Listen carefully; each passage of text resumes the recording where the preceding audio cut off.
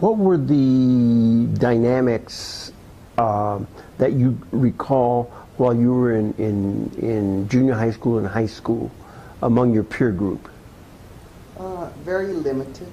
You know, there was a lot of racism, a lot of discrimination, and by junior high you learned what you should do and what you should not do, and survival skills. You know, you had teachers that when you raised your hand and had an answer to a question would not acknowledge you, not being invited to the sleepovers, not being part of many of the social things that were going on at the schools. So I had two different lives. I had my life at high school where I went and I studied and I did what I was supposed to. And then I had a life with Latinos who had dropped out of school, many of them because they had to work to help their families.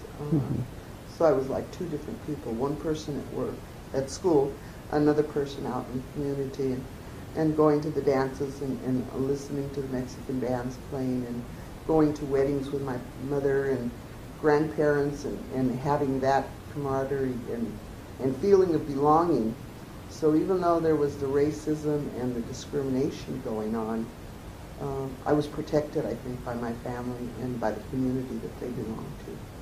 So I always felt like I was loved and, you know, given consejos that, you know, don't play into their hands, don't allow them to make you quit school. I remember one time I was having a really hard time with one teacher, and I went home and I told my mother, I'm not going back anymore.